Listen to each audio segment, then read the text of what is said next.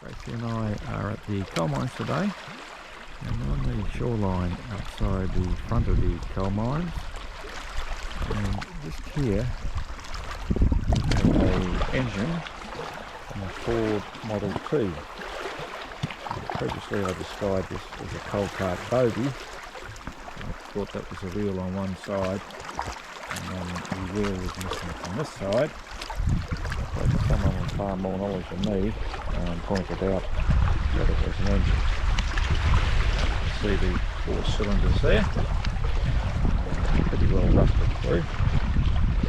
And the story behind it is, this has been buried for, I don't know, 20, 40 years up at the beach watching the way it's been exposed.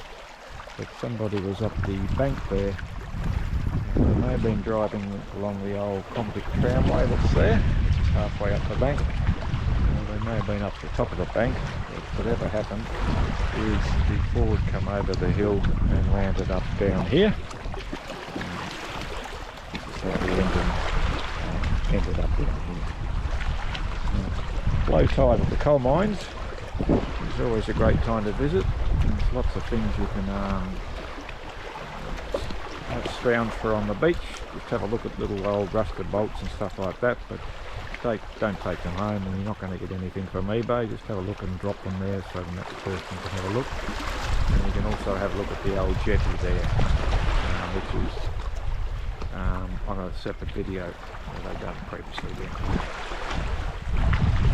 So there we have it, the Ford Model T engine at the top.